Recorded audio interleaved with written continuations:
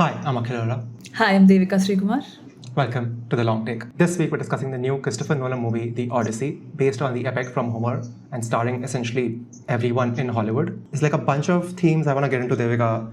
I feel like I want to kick off with, which is possibly the most prevalent or the most recurring across characters, which essentially is known as Xenia in the book or like the retelling, but Nolan calls it Zeus's law. I feel like it touches upon essentially every character. Every character has their own, not just take on Zeus's law, but their own interpretation and own like feeling of it, the way they interact, like with either with obviously with Odysseus himself or Telemachus or like other characters. They're all dealing or like using Zeus's law, invoking it in different ways. It feels really central to, I think, the movie's like resonance to today's time. No, I agree with you. I think while they all have their different versions of it, I think what underpins them is the idea that you treat your neighbors well, right? I mean, it is the central tenet in every other religion that we speak of as well. So this is pretty much just another religion, another god saying the same thing that they've been saying for like years and centuries. What I thought, like, okay, the Zeus's law theme is quite prominent. I mean, it was like the more of the story, let's say, but I thought like equally important to at least Nolan was the guilt of one man, which I have also felt like shame and guilt are, I feel like, topics that he has continued through a lot of his movies. Like I don't understand, like I'm not understanding, but I am curious to know rather where it comes from for him or which started that kind of like a reasoning from his end,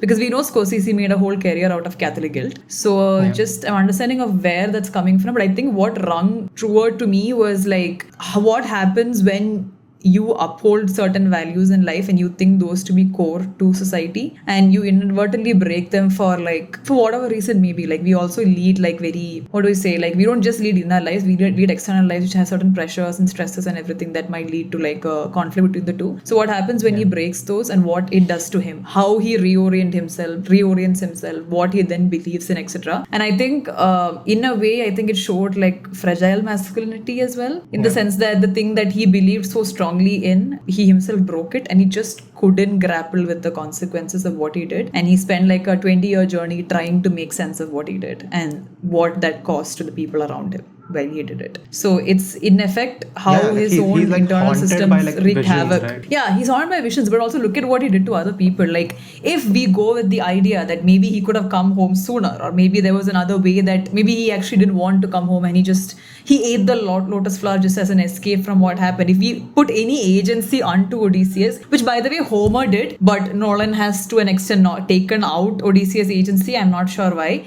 But if you put to him the agency that what the character deserved to have, then he wreaked havoc on everybody else's lives as well. Like Mentor, Argus, Penelope, Telemachus. Yeah, I think those themes as well. Like I was really interested in how Nolan was interpreting like God and like curses. In fact, like I felt like he's in interviews I've seen, like he's used the words tactile realism in his way of like interpreting of like the curses or like the things that the men and Odysseus' men believe to be like curses, and how they're actually interpreted and how they're actually like manifested. And like and I think I actually believe like that Odysseus is actually feeding himself like lotus flower, to the extent that I am willing to like go to the level of saying that Charlize Theron's character does not exist in like real life. It's almost like a figment of his imagination.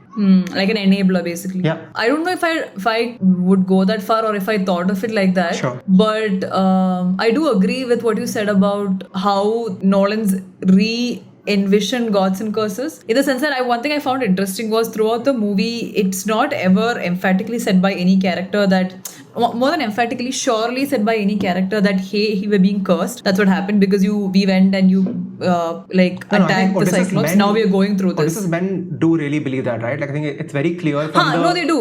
Like, but when they go to that Cyclops and like they're running away and then the men are like, oh my god, he was talking like he was speaking to his father. I'm saying there's a difference between belief and like fact. Yeah. Like Homer wrote it as a fact that okay, because Odysseus disobeyed, now he's being wreaked havoc by the gods. Yeah. But in the movie it doesn't come across as clearly, because I think Nolan intended it to be like a very human aspect also. Like maybe they're going through all this because they took a certain perilous path, and maybe they're just being faced with the worst of what nature has to offer. Maybe there are no gods like really trying to like attack them or anything, and it's their own. Sometimes it's a self-fulfilling prophecy, right? If you keep telling it to yourself that you're being attacked for doing so and so, then I don't know, eventually happens to you, or that's what eventually happens.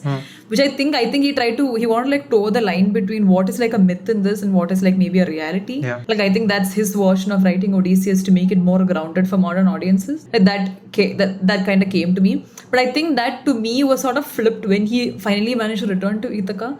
Like after doing all of that, after going with the crew like this, doing everything they can, they were shipwrecked and they went through all of that. But when he was trying to return to Ithaca, he just had to lie on like a bare minimum raft, and somehow the gods just took over and they got him. Like you can see the raft also breaking, but they somehow got him back to his but I land. have a feeling like I'm willing to go so far to say that he's already on Ithaca. Oh, like you're saying like the whole lot of flower thing. So where do you think that's happening then? I feel it's almost like self-exile. It's almost like he's gone through such insane times after leaving his home, the 10 years in Troy and the things he's faced with his crew after that. And when he's lost his crew, because it's also different, right? In the Homer's retelling, he returns with his crew. The crew is not gone. But Nolan chooses to essentially kill off his entire crew. They're all disappeared or lost at sea. And he's the only one who returns home. So I have a feeling that because I'm willing to push to the extreme of saying Charlize Theron's character is essentially in his mind and not a real person. So the island also, you're saying it's like a figment of his imagination. He's just on Ithaca. Like he doesn't need to be anywhere else. He could just be on Ithaca, some at Lost Corner for 7 years, just like dealing with his own demons. Because there is no way, like if the movie is so like grounded in like so many things, I refuse to believe that he can just get on a tiny raft like that and get home. Yes, that was actually like, I still don't know if I'll buy into the fact that he's still on Ithaca for so long and he suddenly has a realization randomly has a realization one day and he decides to come back to his homeland, like return to his castle. I think it's realization. I think it's just like processing, right? For 7 years he's living in denial, I would say. He's just like, I don't think I can face. But what suddenly changes his mind? Like what specific event happens where he's suddenly like... I mean, to me it's not specific. To me it's just like he processes it takes him that long to process the 18 years he spent at sea. Fair enough. That I think is like a better... I love cinema because it opens itself up to like different interpretations. For sure, especially a movie like this. I think that would still maybe... I'll have to think about that in depth a little bit more because I didn't think of this angle. But I think it gives me more of like a possible conclusion than the fact that he went through so much and suddenly like he's being saved by the gods by being on a raft. Like that to me felt like Nolan was confused about where to stop the myth and where to start the reality. Yeah, I think even to because me, so I would have long thought of the about movie. this a lot less, this angle, if he had not done that twist with Zendaya's character. If he had not revealed, like for the longest time, you actually believe he's showing you a goddess, right? Because she's around for so long, you're like, he's not showing you any other god and goddess, but except Athena. Exactly. For some reason, he's decided that Athena is going to actually be coming in visions for this character. So you feel like that's the only sort of magical link here. Like because the movie starts off by saying in a time of apparent magic, I'm like, okay, this is the magical element that Athena is visiting Odysseus in his nightmares and dreams or visions. But at the end, by doing that twist of like being like, oh no, she was just a priestess in Troy who he suffered, who he saw being like beheaded in front of him. I'm like, oh, so the moment you do that, I start re-questioning and reinterpreting every other scene I have watched in the 3 hours before from that lens. But do you think then can then Circe or the Cyclops or the so every other or the hell scene was one of my favorites. All of those can be reimagined. Do you think there are more humane, rather more rational justifications of what transpired in all those scenes? Yeah, but I think that's what I go back to, like what I said 2 minutes back, is that I think it opens itself up to the interpretation. No, I know that. I'm saying, what do you think? I'm asking you what you not like a... I think if you go down that part, you can justify each scene in both ways. I think to me that's I think one thing across Nolan movies that you have to like give singular credit for is his third act. How he is able to flip what the narrative that we've been seeing so far by a brilliant third act. Like it's always been, I feel like it's where the strength of his filmmaking lies. But I think for me also the fact that it failed in Odysseus' case was because I felt like I was seeing Oppenheimer in another world, possibly a world that I'm not able to relate to at all. Like we all grew up, or rather some of us grew up reading Percy Jackson, becoming familiar with Greek gods, the unique duality of them being gods and them existing as people among us, which is always fascinating about the Greek culture. But somehow when it translated to screen, when it translated to human emotions, I wasn't able to connect to it at the depth that I came to know a lot of people were able to connect to. Like Oppenheimer also, I think, had very similar modes. Like a man who believed in certain things, who believed in science, who believed in the pursuit of science for like to achieve like honorable ends, eventually create something. albeit under the guise of like protecting the world from destruction, create something that is effectively like the destruction of humanity in and of itself. And for better or for worse, like Cillian Murphy said, we're living in Oppenheimer's world. And the movie ends with the incredible guilt that he's left with. And I think that really touched me. Also because it is relevant for our times, and I'm literally living in like an extension of what he did, right? So I was able to connect to it better and understand. Like parallel that you can easily draw as well. Like obviously it's beyond our times because this is talking about a different age. But in the Bronze Age, Odysseus creating the Trojan horse is like Oppenheimer creating the nuclear bomb today. Because they're both like leading to the end of like civilization in a way, right? Because and that's why I started the podcast by talking about Zeus's laws, because that's what they're destroying. Like Zeus's law essentially states being nice and being gentle with strangers, and so they waged war on 10 years, and then you're leaving a gift which is not really a gift. You're leaving a gift which is actually an extension of war. It's a betrayal of like, it's an erosion of trust essentially. No, I get the themes. I think maybe it didn't sit with me well enough because maybe the pacing didn't really like appeal to me. Like that's something else that I felt about the movie was that certain shots to me felt really fast and felt like real-like shots, for the lack of a better phrasing. Like it moved too fast. It didn't really sit with things. And I know the movie had capabilities of sitting with the emotions and the feelings, because that monologue Odysseus gives at the end to Penelope, or even the body horror scene, like those are like really long shots, like really showing as the rawness or rather the brutality of instances. But a lot of scenes I felt moved really fast. Like I didn't get enough time to just sit there with the people to get. Are you saying the movie is too short and needs to be like 5 hours long? No, see, I understand why he had to make the movie the way he did, but I do think editing doesn't just mean making a movie longer. I think editing also being able to tell what you sit and what you don't sit with. I think there were a lot of moments where they could have sat with things more. I thought the dialogue was just not, it felt superficial at a lot of points. Like especially his dialogue with Calypso really like got on my nerves. It seemed very like modern. Like, okay, the whole film dialogue is generally modern, but it felt so like repetitive and wishy-washy, and I just like there's so many dialogues I just couldn't connect to in the movie because of that.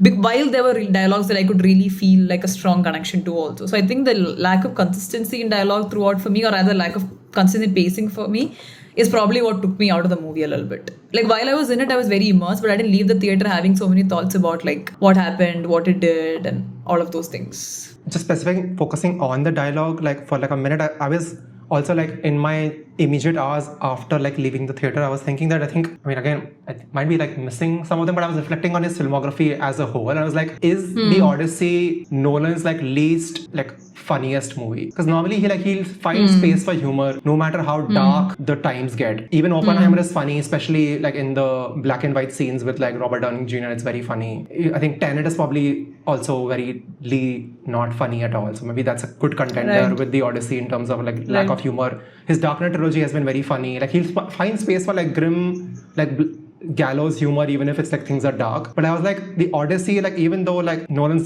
knows how to like execute that, very few moments of levity were essentially where he was able to find like room to make something slightly more humorous. Yeah, no, I get what you mean. It was honestly a very morbid movie throughout. Like it never lets up. And I think for me, like, okay, another thing for me, I think, because I talk about like the levity of the movie, was I genuinely did not like the ending too much. When they get on a ship and they sail away to like exile or whatever, I was just felt very like, the dialogue in that scene, everything felt very the entire superficial thing is to me. Nolan addition, right? Because that does not happen in the Homer's telling. Yeah. So that addition, whatever, it just felt superficial to me, and also didn't make any sense to me that now they put Telemachus as a ruler. Because as far as I see in the whole movie, is very ineffectual. Yeah, Telemachus is a joke. He's a like, complete nothing about him you can take seriously. I was even like, I think Tom Holland is probably the weakest link in the movie for me. 100%. Especially with like when you have like Matt Damon, Anna Hathaway, Robert Pattinson like chewing scenery, like killing it in every shot. And I'm like, Tom Holland is not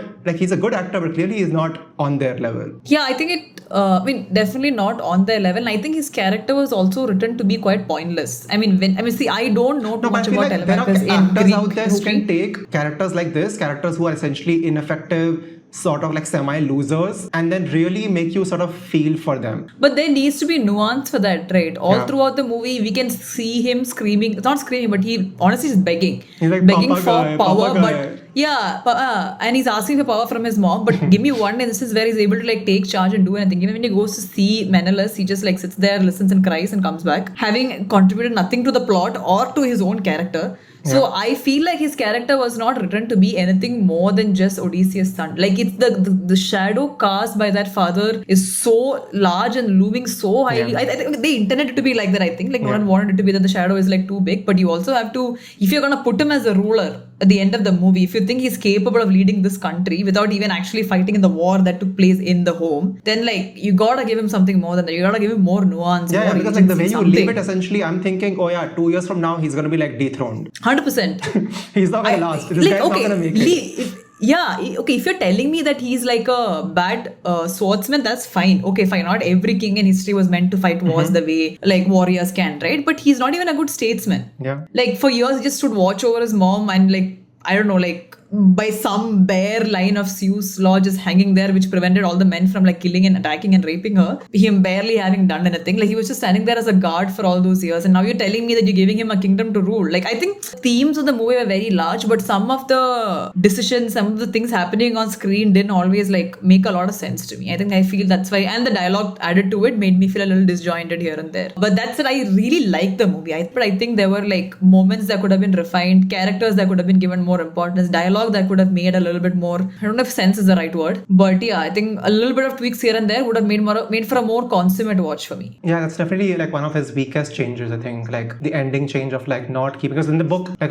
Odysseus stays back, he regains his throne. He does not sail west with Penelope and like whatever to honor his men or whatever. But I feel like one of the strongest changes for me was like with the Cersei stuff. Yeah. The book is, I feel Brilliant like, because performance, obviously, Samantha it's been written or like it's been told and all of that like so long ago, like centuries ago, is that obviously the book is a product of its time. You know, like Homer's writing in a time where like feminism and all of that stuff is like centuries away. So naturally, he's not able to deal with like the female characters in the same way that today a writer can. And you know, Odysseus and Cersei's interactions are a lot more like lurid or like just like weird in the Odyssey in the book. But I feel like Nolan is able to better capture those nuances and that female rage that is within Cersei. Yeah, I think that and the hell scenes for me were like the two of the top scenes of the movie for sure. I think what I really enjoyed more than his entire retelling was his retelling of like separate stories within Odyssey. Like how he was able to like spin it around, that those individual instances to me like shone brighter than the, let's say, the sum of its parts basically. So really beautiful that scene, and I really liked how the callback to the hunt when he strums his bow, like giving his opponent, let's say the deer, a fair chance to run away before he attacks. Again, a callback to his childhood. Later, a callback to Trojan War. So that was a great parallel. And that body horror scene is also one scene where I felt like they really stuck with the scene for that long to show the monstrosity of what's happening. I feel like the same kind of care wasn't extended to every other scene to really like hammer in the point. But yeah, that was a very beautiful scene that was done really well. And I think coming off the back of Circe, the book itself, which is also like a retelling of what Greek mythology says about Circe. I think the character, I would have really liked to stay with that character for a little longer. Like would have tried to like understand her better, what she's been through, all of that. Even the short exchange was very good, but I think I wanted more from her. In the book, they become like lovers for a year. So like I don't know if I wanted that. That would have been weird. No, but that's not like, I mean, I think Nolan made Odyssey as a much like, I don't know, a more lovable character than the hero actually were. Like he made him sympathetic, he made him like honorable, he made him humble. He made him humble, he made him somebody who repented his mistakes, none of which the actual Odysseus I don't think did. And the characters he interacted with were also where the interactions were made more human, again like a product of its times. But I think in the pursuit of what's to be considered human, what's to be considered magical, I think there was like a lot of overlap. And I think maybe it's for us to figure out what exactly was intended to be magical and what isn't. But Circe scene I really loved, and the hell scene I also really loved just for like the imagery of it. Like it was beautiful. It was like nature of it. Yeah, it's beautiful how they constructed, how they spoke, what they said, everything was just very like, and it also showed like even though they won the war and even though like they had to endure a lot of things for it, like each individual soldier not just acting as a machine, what it meant to him, what it did to him, what it did to Agamemnon and his family. Like I thought that scene was like that conversation also I thought was like done really, really well. I also really enjoyed Agamemnon's soundtrack. Like when his battle score whenever he came on screen made me feel very I don't know, like a very military janta kind of feel I got like from him. Like the sound, the way he was like picturized and everything, I really liked that. Felt very like relatable, I guess.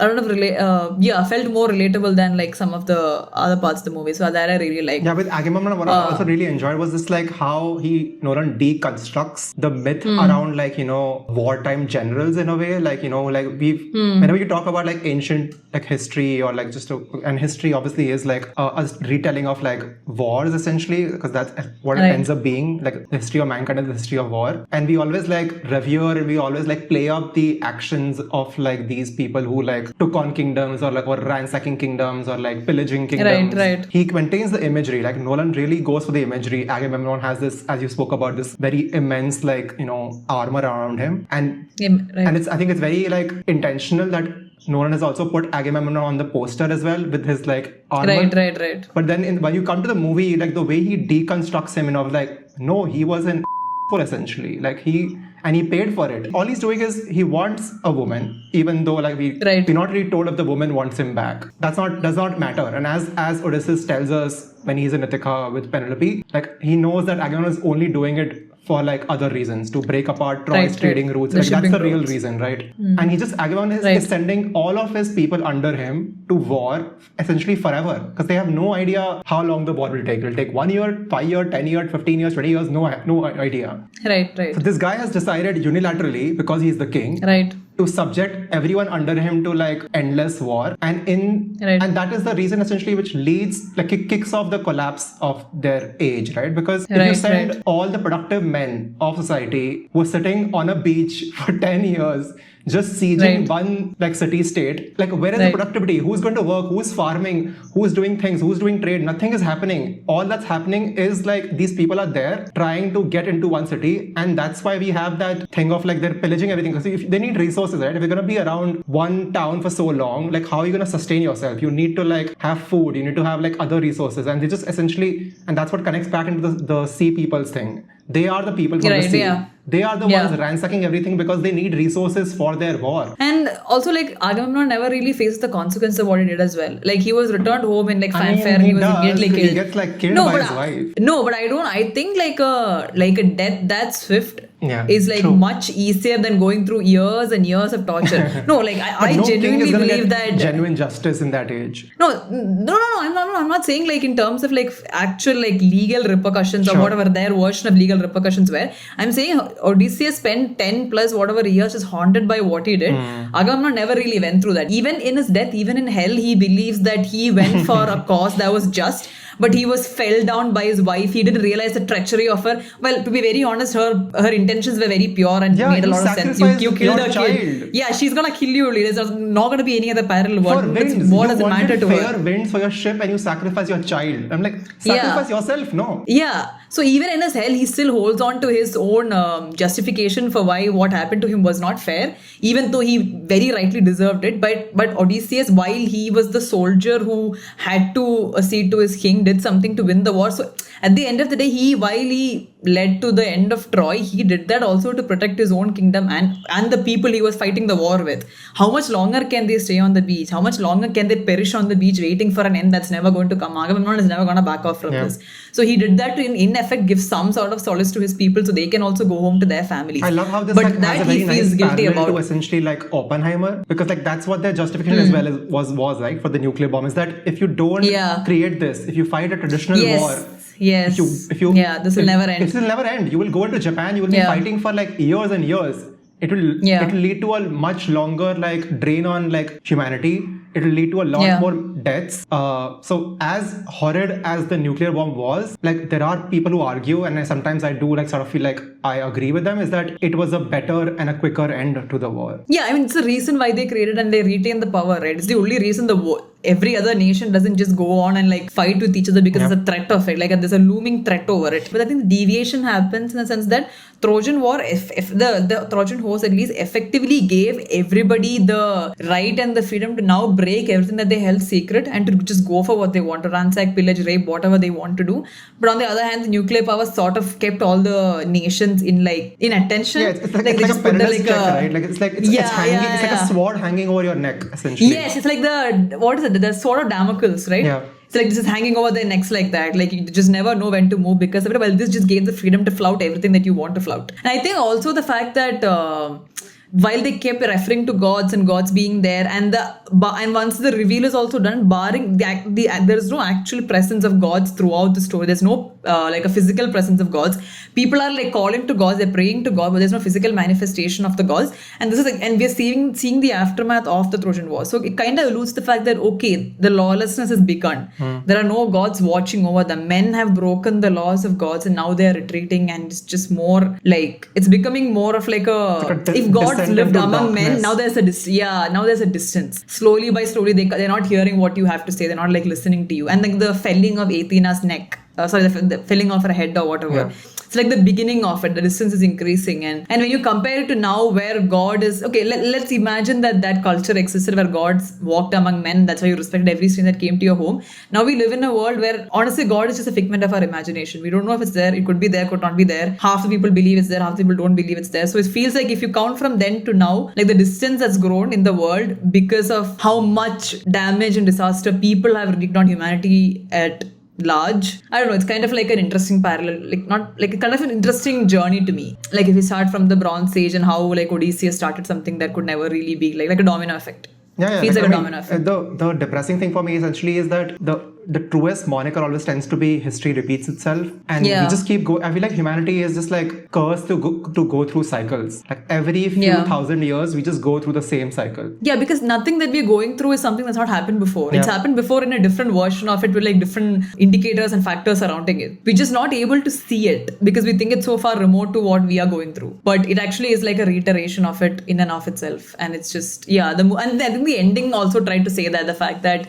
these mistakes will be repeated, it'll be done again. I think that's what they were trying to go. I hated, like I hated when like Odysseus was literally using the word Bronze Age in his dialogue. I'm like, how do you know that? So this is what even the Calypso scenes really got to me was like now when we look back at history and say Bronze Age, you can't see the Bronze Age. You were living in the time. That was too unknown. So that's the dialogue in a lot of portions were like really clunky to me. Like it just didn't like sit well with me. It just didn't really sync with the times. There's just a lot of places I felt a little taken out of it. Yeah, you want people to like talk like people. Like you want to say like, you know, like I hope like we don't make the same mistakes. How can you say things like you're talking like a historian? Also, like Odysseus can't be that far-sighted or he can't be that smart. He was a warrior at the end of the day. He was not like he doesn't know. He was not like the wisest. It could go on. It could like re-kick off. Who knows? Yeah. He's not a visionary or anything. He's a warrior who has PTSD. Yeah, and who's now ruminating what his future will look like. You jump forward 100, 200 years and you make us see some historian who's writing a book about this, and then he's like, oh my god, this is when the age ended. But like Odysseus can't know that. Anyway, I'm willing to like excuse like some of those things given like 90% of it is like quite in the other direction. I think it's all about the experience of like watching it. Sometimes when you're like really immersed, you're able to like overlook certain things. Sometimes you're not. And I think it just comes down to like the quality of the movie. Because a movie like this is definitely like of a really high quality. So making it like truly like the best movie of the year or like genuinely far ahead of everything else are these very minor details, and it completely comes down to how you're watching and how you're able to like get yourself involved in it despite these minor hiccups here and there. Another thing that I really liked about the movie, I think, was also the fact that I was really looking forward to like a whole shot of it. I liked how they did it, but I think I wanted maybe a little bit more of it also. Was funnily enough, like normally it's not something I want in movies, but I think I wanted more violence in the ransacking of Troy because now I can't recollect which movie this is, but I remember watching some movie where it was an anti-war movie where they show like what the war actually did to people, and this one man I forgot which movie is, one man looking at it and just like feeling the weight of what he'd done. Like I knew that last scene in Troy was leading up to that, but I think I maybe wanted like a little more of because it was gruesome. Like what they did in Troy was like barring any, like it was not even like it was not a fair war, of course. It was not a war in itself. It was like it was a genocide. So I think I wanted like a little bit more of like the gruesomeness of it. Not I'm saying like, you know, like you kill children and all and show that, but I think like I wanted a little bit more to like really hit home what they did and what that cost. I think that really hit me with the twist with Zendaya's character. Like they were obviously building up to it. They showed us a lot of scenes and then eventually they go back to that moment. And when that like shot of like Zendaya's character on her knees looking up at Odysseus, and then not looking at Odysseus but looking up at Odysseus like other men, and him watching from the sidelines, that was like, oh my god, like this is it. Like this is the reason, like this is the moment Zeus's law was actually properly like destroyed. Like it's gone, it's ashes now. Yeah. That was a beautiful scene. I also I really like, so throughout the movie I was thinking the same thing. I was like, why is Athena like a 17-year-old girl? I mean, I know Zendaya is 30,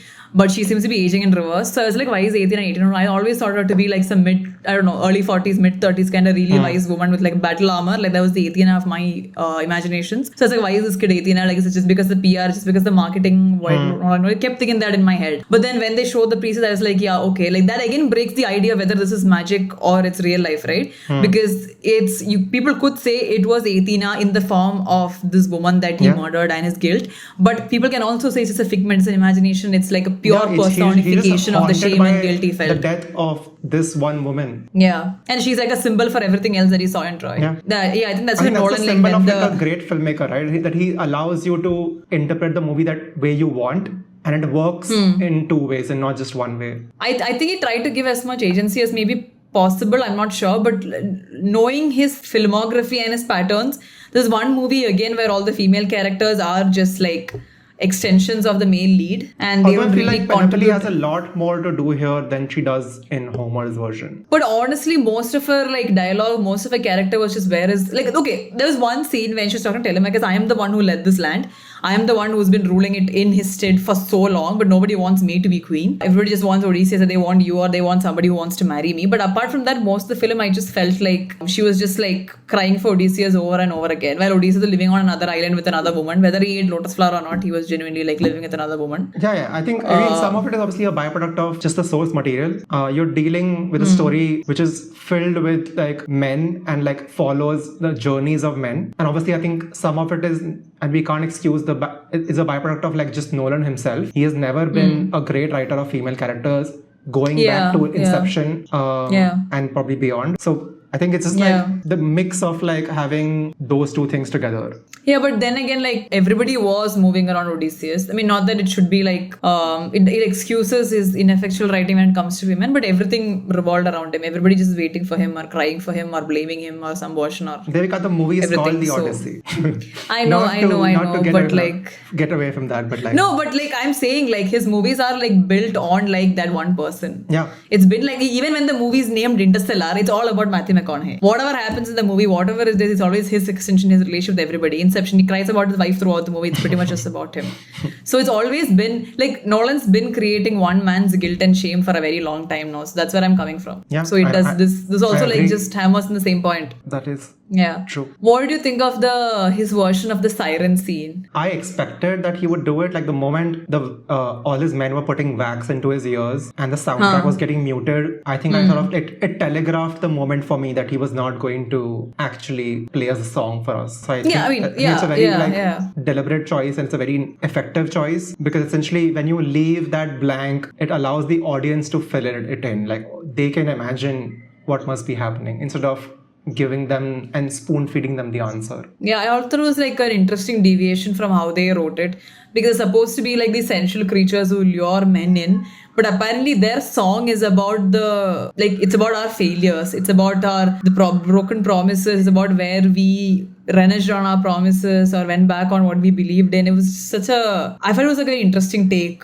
on what they but like thought the siren song to be. The beautiful thing about it is that they sing it in such a way that you are lured to it, right? Which is why like the moment one of his men takes out the wax, he starts like swimming towards the siren. So then the luring in is about the promise of something that you could now do. It's like if you just get lured in and you come to the sirens, you get to wash away the regret you feel. Yeah, it's like what Odysseus said, right? Like it's almost like a itch you could never scratch. Yeah. So it's like the moment for me you in my head it was song, like you feel like you can do it now. So which is why you are drawn to them physically, because you're like, oh my god, now I can actually like have it in my hands. When you're at a crossroads in your life and you get to choose one thing over the other, and you choose one thing and you go down that path and you deal with all the consequences, and you keep thinking, okay, if I'd chosen the other path. Now it seems the sirens give you an option to choose the other path, and you seem driven to it. So in my head, when I think when Odysseus heard the song, I think it was about all the different ways the Trojan War could have ended, and it was all the different ways maybe he wouldn't be feeling what he's feeling right now, and it's like the possibility of getting rid of all the PTSD and going back to the person but I feel like he was the prior beauty to of the war. song is that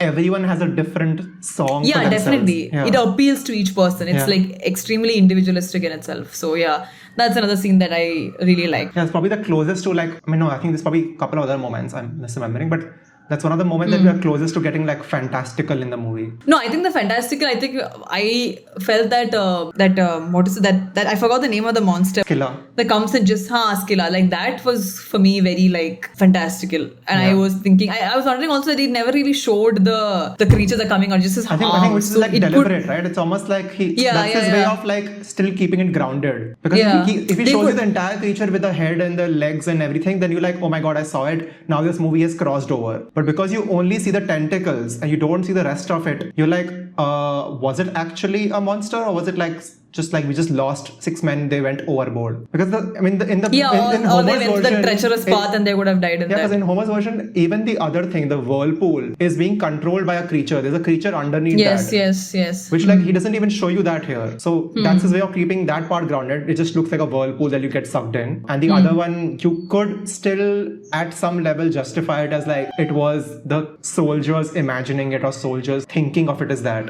I don't think that same thing always rings true though. So what do you think of the Cyclops then? I think Cyclops that is a very real like giant. Yeah.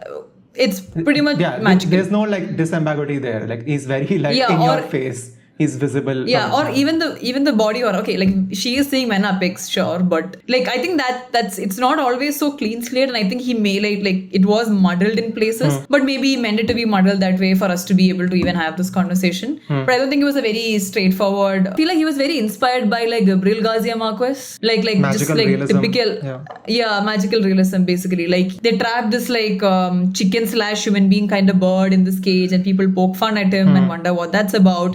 And eventually he escapes, and the whole story is like an allegory of like how people treat others and how you make them like an object to be viewed and to be attacked and done anything to like it felt like that. Like the whole movie in some parts were like magical realism and him trying to like explain something larger through these creatures, but in other portions he was just like not sure where to land it. Like should he go like fully magical, should he become fully realistic? I think that disjointed thing was there, but I think for the most part he wanted to be humane. And I guess also maybe that you can't really take out like the fully magical elements from Odyssey and be like, yeah, let's give a real picture. If you're gonna set it in the Bronze Age, give them a ship, ask them to sail through rivers or oceans, you gotta give it a few monsters, I guess what he was thinking. But yeah, I think that like that little bit of like to push it how far was there, I think, with him throughout. I kind of felt like that. Yeah, the balance mostly worked for me. Okay.